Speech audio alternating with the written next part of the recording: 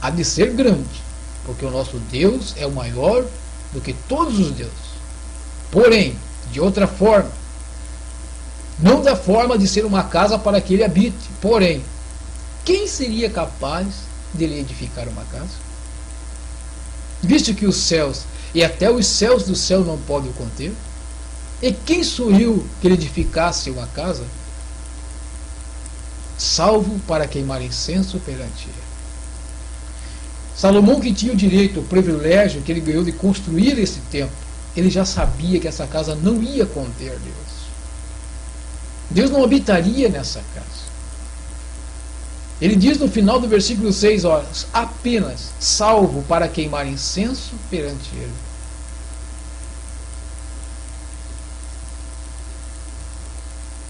Querido, veja que essa palavra que Salomão escreveu é maravilhosa. Ela já nos ensinava naquela época que os templos, que as construções, nós não podíamos denominar elas como casa de Deus, como habitação do Altíssimo.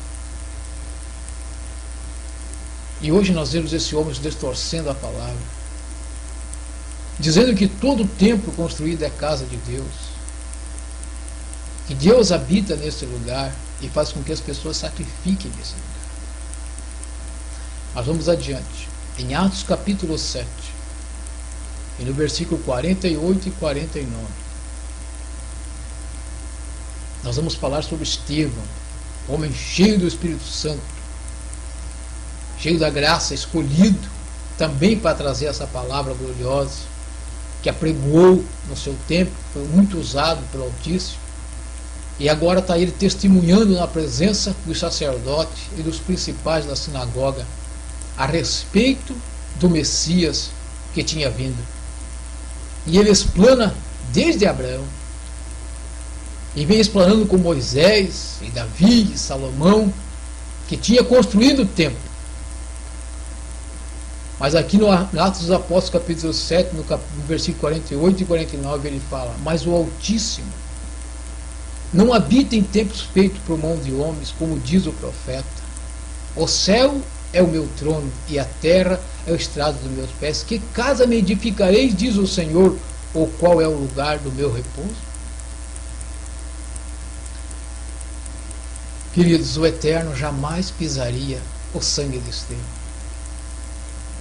Estevão foi levantado para chegar neste momento.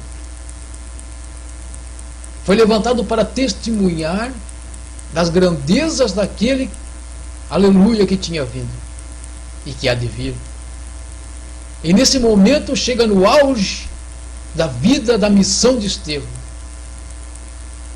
E a palavra que ecoa dentro daquele lugar é: mas o Altíssimo não habita em templos feitos por mãos de homens.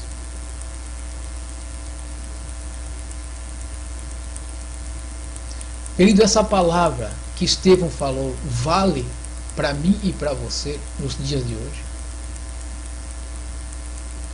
Eu lhe pergunto, se Estevão estivesse vivendo nos dias de hoje, o que Estevão falaria a respeito desse versículo? Ele mudaria a frase só porque hoje existem 20 mil denominações evangélicas? Estevão, homem cheio do Espírito Santo, ele mudaria esta frase hoje, olhando que esses 20 mil templos cheios de pessoas que congregam, cheios de membros, estão todos deslotados, repletos, é templo maior, a sede nacional. Uns é a sede nacional, outros são os templos maiores, a catedral da fé. Será que Estevão mudaria essa frase? E ele dizeria hoje: não, o Altíssimo habita em templos feitos por mãos de homens? Porque eu vejo hoje os milagres que se fazem dentro desse templo, os sinais que são promovidos, até a própria arca que nós deixamos para trás, onde eles carregam nesse templo. Arcas do concerto, propósitos. Estevão mudaria o seu discurso por causa do templo maior, por causa da catedral da fé, a sede gloriosa que cabe em não sei quantas mil pessoas. Estevão mudaria o seu discurso por causa dos sinais que é feito dentro desses templos? É uma pergunta que você tem que fazer. Você que congrega nesses lugares.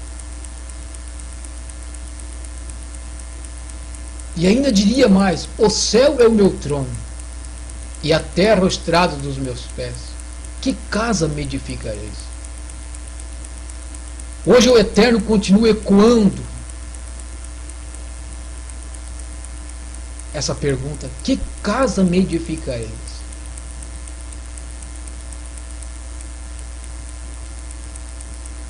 Será que ele pisaria o sangue de Estevão?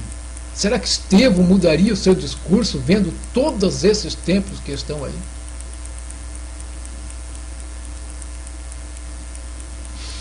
Em Atos dos Apóstolos, capítulo 17, no versículo 24 e 25, nós vemos o apóstolo Paulo também discursando, aleluia, na cidade que tinha o templo de Diana,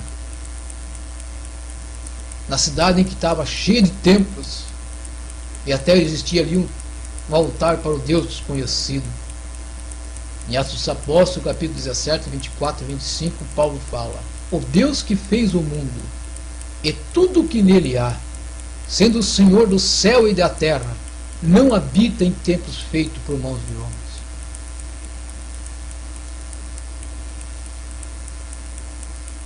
Aqui nós vemos de novo a frase, a mesma palavra falada para os mesmos religiosos.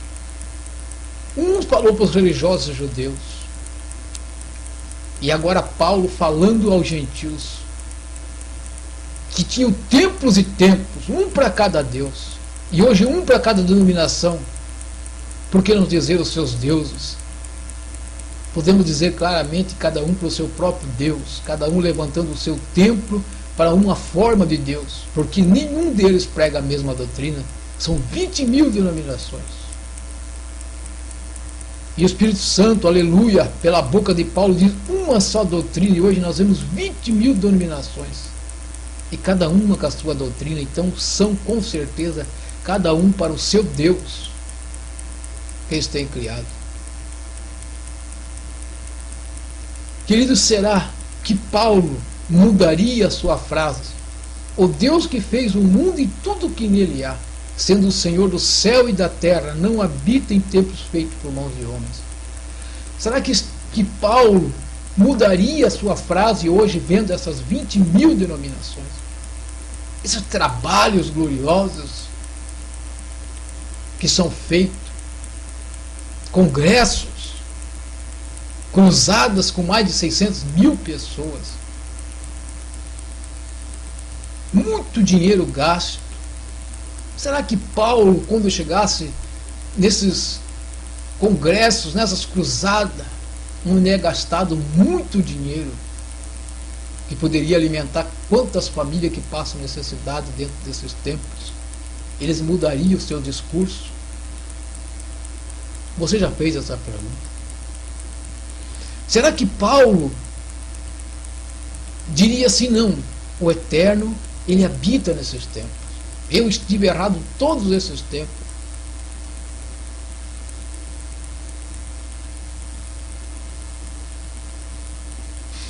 Meu amado, nós temos que ver o que está escrito.